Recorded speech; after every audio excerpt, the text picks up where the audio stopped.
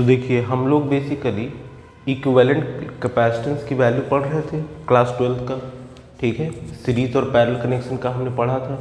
तो इस पे क्वेश्चन है, तो ये क्वेश्चन अपने आप में बहुत इंपॉर्टेंट है, ठीक है। तो इस क्वेश्चन को बेस करके आपको पता होना चाहिए कि क्या होता है। जैसे देखिए, कहने का मतलब है जैसे पहले ये है, तो इसको जानने से पहले हम एक चीज़ जानना पड़ेगा, that is called Wheatstone bridge. क्या? Wheatstone bridge. ये क्या होता है? देखिए बेसिकली व्हीट स्टोन ब्रिज जो होता है वो आपका इस तरीके से होता है, लाइक दिस। ये है और ये है, इस तरीके से ये आपका व्हीट स्टोन ब्रिज होता है। व्हीट स्टोन ब्रिज जो होता है इस स्ट्रक्चर का होता है और यहाँ से आपका कुछ इस तरीके से कनेक्टेड होता है। That is suppose this is terminal A, this is terminal C, और यहाँ पे एक और होता है कैपेसिटर, वो इस तरीके से कनेक्टेड होता है। तो कुल मिलाकर 1 2 3 4 और ये 5, ठीक है। इस तरीके से हमारे पास इतने कैपेसिटर होते हैं।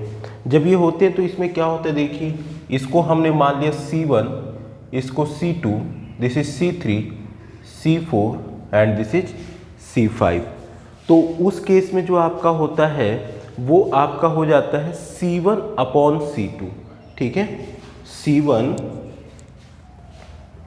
Upon C2 equals to C4 upon C5। तो जब ये इक्वालिटीज आपकी आ जाती है तो उस केस में हम कहते हैं कि ये जो आपका व्हीट स्टोन ब्रिज है ये बैलेंस्ड है। क्या कंडीशन है? C1 upon C2 equals to C4 upon C5। तो जैसे C1 upon C2 equals to C4 upon C5, this is C4। तो जब इस तरीके का कंडीशन हो जाता है तो इसे हम बोलते हैं कि ये बैलेंस्ड कंडीशन है। बैलेंस्ड होने का मतलब हो जाता है अगर ये कंडीशन सेटिस्फाई हो रहा है, इफ सेटिस्फाई above condition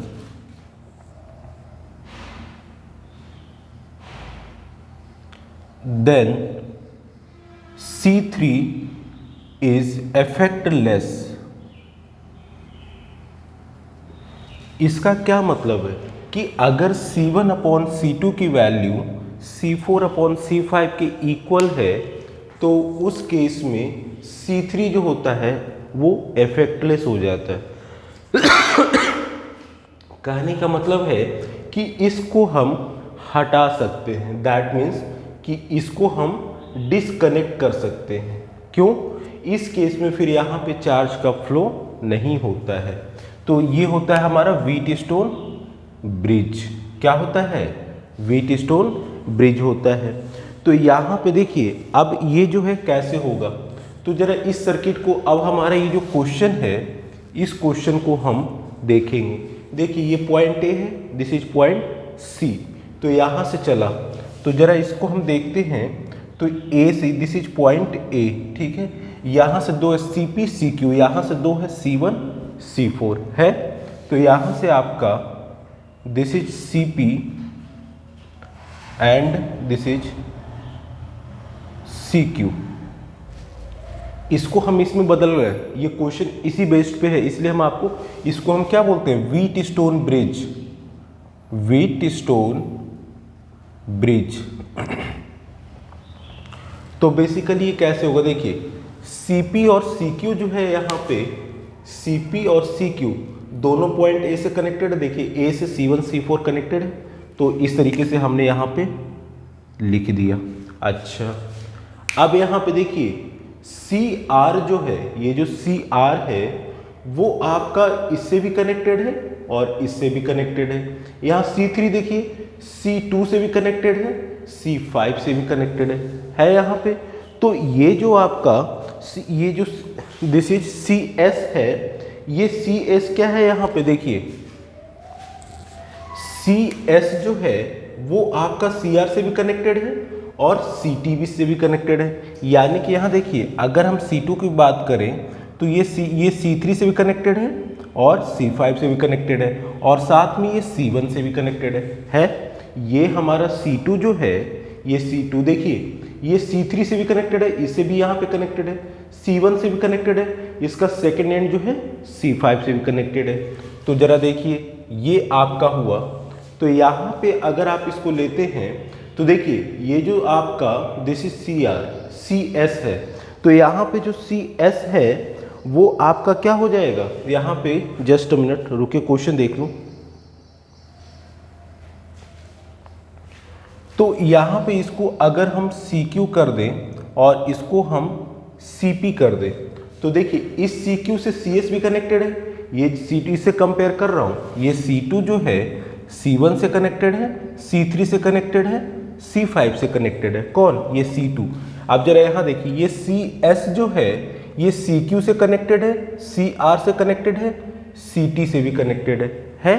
तो यहाँ पे हम यही कर रहे हैं। तो यहाँ पे क्या हो जाएगा, जो CQ है इससे आपका ये इस तरीके से है, तो यहाँ पे कौन सा है, ये CS है ना, ये जो CS है यहाँ पे जैसे देखिए C2 जो कैपेसिटर है, ये C2 कैपेसिटर C1 से भी कनेक्टेड है, C5 से भी कनेक्टेड है और C3 से, लेकिन C2 जो है C1 और C3 से कनेक्टेड है। तो C1 का सेकेंड एंड, तो यहाँ पे CQ जो है इसका सेकेंड एंड, ये वाला इससे कनेक्टेड है, C3 के फर्स्ट एंड से, तो ये अगर इसको हम C3 मानते हैं तो देखिए इसका फर्स्ट एंड से कनेक्टेड है और C5 के सेकेंड एंड से, तो अगर ये C5 है तो C5 से ये कनेक्टेड है, C5 जो CT है यहाँ पे इससे ये कनेक्टेड है CS। तो यहाँ पे इसका मतलब ये CS हो गया ना, और CS हो गया तो ये क्या बचा, CT हो गया, तो दिस इज CT, ये आपका CT हो गया और ये हो गया CR। ठीक है, ये वीडियो में इतना आ रहा है, ठीक, इतना वीडियो में आ रहा है। तो देखिए ये आपका हो गया पॉइंट C।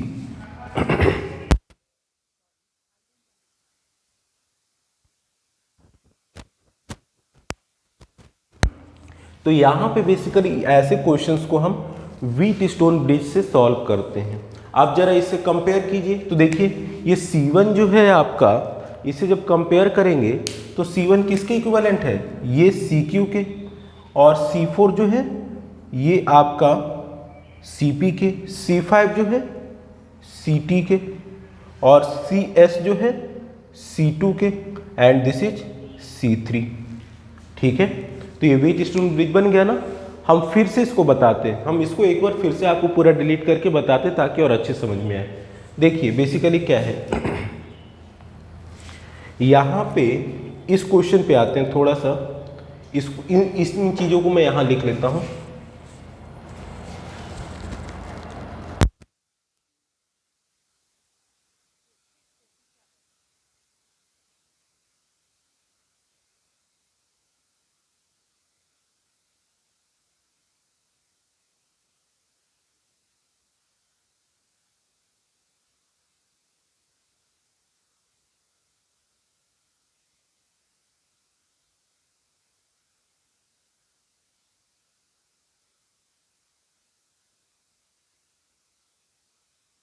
तो देखिए ये मैंने लिख लिया कि ये वाली पूरी वैल्यू हमने यहाँ पे लिख लिया। अब क्वेश्चन पे आते हैं, अब इसको हम फिर से करेंगे। देखिए जरा इस व्हीटस्टोन ब्रिज पे नज़र डालिए। इस व्हीटस्टोन ब्रिज में ये एक टर्मिनल A है, एक टर्मिनल C है। ये जो पॉइंट लिखा हुआ है A और C, इसका मतलब है कि आपको A और C के बीच में इक्विवेलेंट कैपेसिटेंस की वैल्यू फाइंड करनी होती है। आप अगर यहाँ से लेते तो इसके बीच निकालते, बट यहाँ पे हमें किसके बीच निकालना है, A और C के बीच में। ठीक है, अच्छा अब यहाँ देखिए, तो जब ये है तो यहाँ पे कैसे होगा समझिएगा। देखिए यहाँ पे सबसे इंपॉर्टेंट है, देखिए एक जो है C1 और एक है C4, जो इनिशियल टर्मिनल है, दो टर्मिनल के अक्रॉस हमें निकालना होता है, एक पॉइंट A और एक C पॉइंट के बीच निकालना होता है। तो यहाँ पे जो फर्स्ट पॉइंट है इस पे दो कैपेसिटर कनेक्टेड है, C1 एंड C4। यहाँ पे देखिए ये A टर्मिनल है पॉइंट A से, इससे दो कनेक्टेड है CQ और CP। अब यहाँ पे भाई कौन C1 होगा कौन C4 होगा, मतलब कि ये C1 होगा या फिर ये C1 होगा, ये C4 होगा या फिर ये C4 होगा, कैसे पता? तो हमने पहले चलिए मान लेते हैं कि ये जो है हमने इस तरीके से दिखा दिया और ये इस तरीके से ऐसे,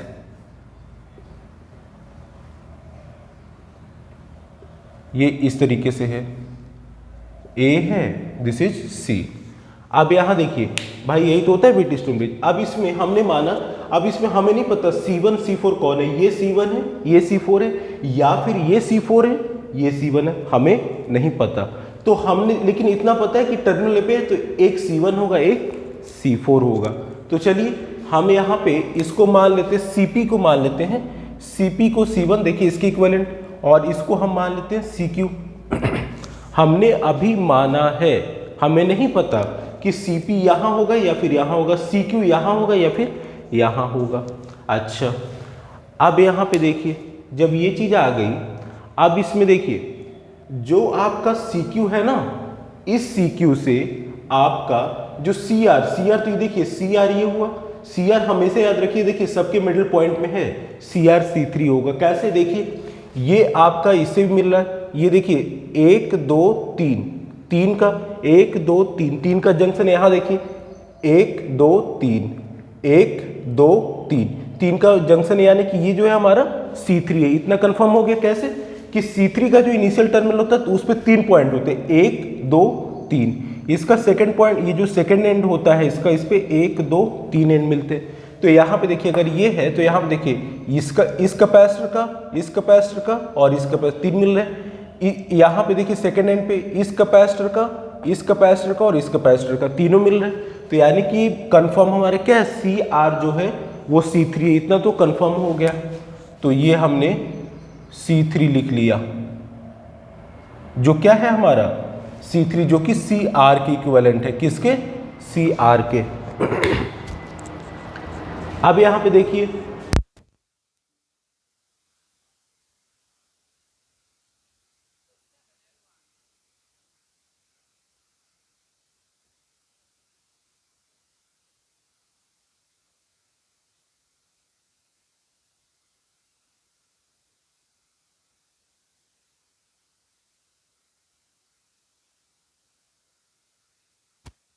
अब यहां देखिए, तो ये तो हमें पता है कि जो CR है वो C3 है, ठीक है।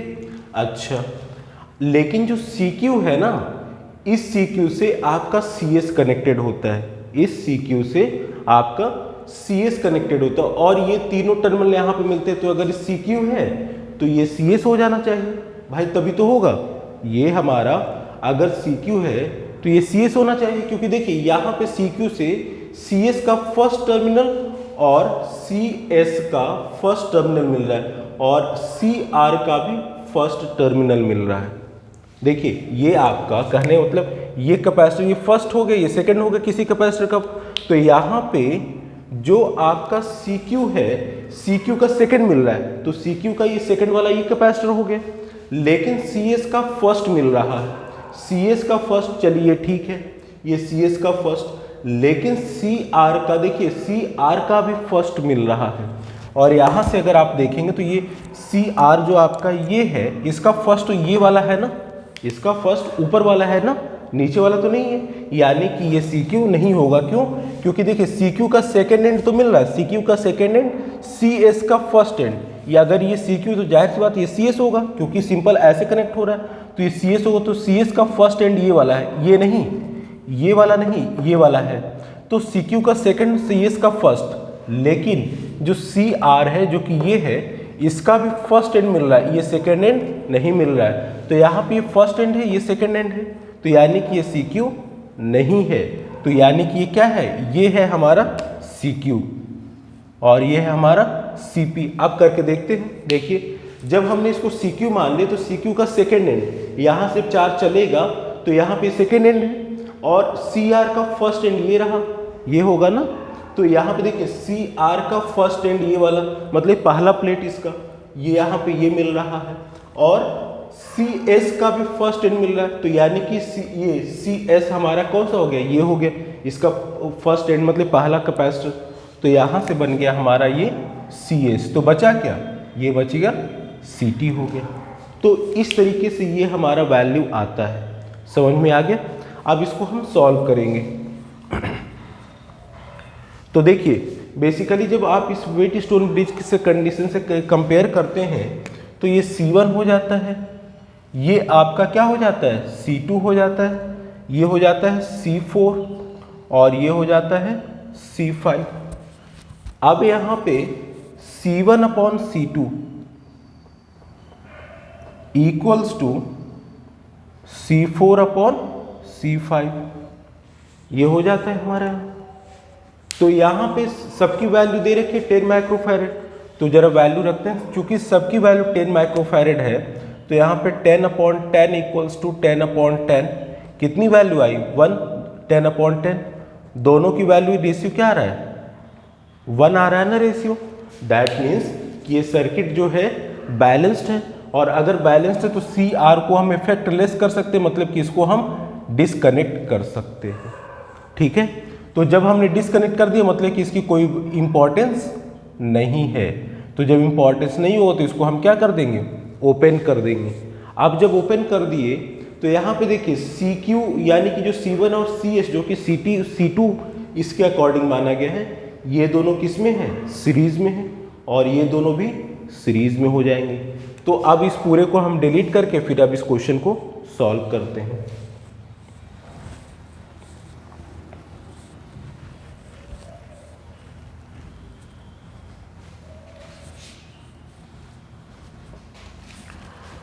तो यहां पे अक्रॉस A और B, A अक्रॉस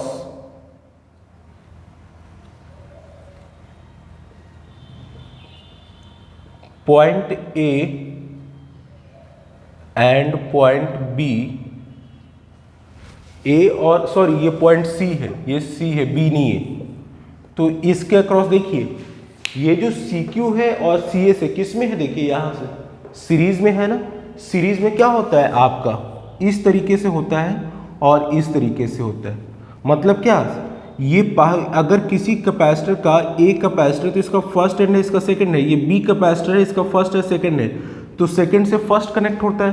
पैरेलल में क्या होता है, ये इस तरीके से कनेक्टेड होते हैं, अगर ये A है ये B है तो ये हो जाएगा फर्स्ट, ये सेकंड, फर्स्ट सेकंड, फर्स्ट से सेकंड से कनेक्ट होता है। बट सीरीज में क्या होता है, किसी कैपेसिटर का सेकंड प्लेट फर्स्ट कैपेसिटर से कनेक्टेड होता है, ठीक है।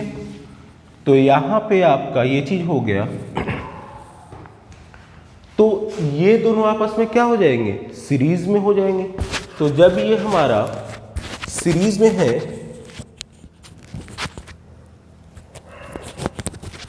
तो जब ये हमारा सीरीज में है तो देखिए CQ, ये CQ and CS will be in series. इसी तरीके से CP and CT, CP and CT will be in series, ठीक है। तो यहां पे जो देखिए आपका इसको हमने मान लिया कि ये टर्मिनल A है और इसके अक्रॉस हमने मान लिया ये C डैश मान लिया इन दोनों का, और यहाँ पे हमने मान लिया C डबल डैश, ये पॉइंट C है। तो यहाँ पे जो C डैश है, ये जो C डैश है वो क्या है, ये C dash equivalent capacitance of series connection CQ and CS का, इक्विवेलेंट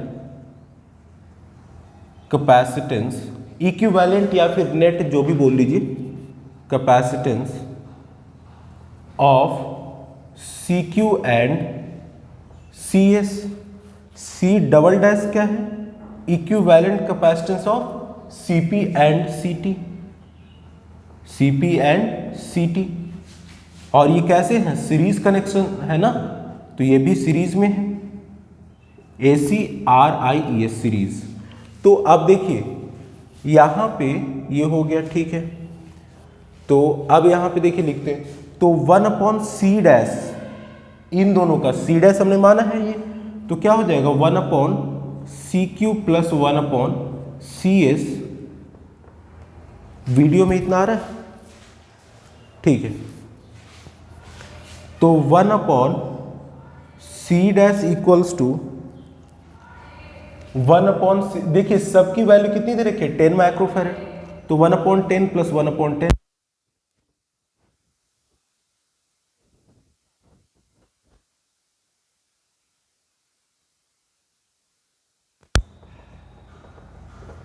तो देखिए यहां से हम सॉल्व किए तो सी डैश की वैल्यू क्या आ गई 5 माइक्रोफैरेड। इसी तरीके से ये और ये भी सीरीज में है और इनकी वैल्यू भी 10 माइक्रोफैरेड है, तो हम लिख देंगे इसी तरीके से सी डबल डैश की वैल्यू भी क्या आएगी 5 माइक्रोफैरेड। सीरीज में आपको पता है ना, सीरीज में क्या फॉर्मूला होता है 1/C1 प्लस 1/C2 को फॉर्मूला होता है। तो ये हमारा वैल्यू आ गया, नीचे स्पेस बच रहा है अभी, ठीक है। तो ये हमारा सी डैश आ गया, दिस इज 5 माइक्रोफैरेड और ये आ गया 5 माइक्रोफैरेड ये भी, ठीक है। अब यहाँ पे इसको हम डिलीट करते हैं।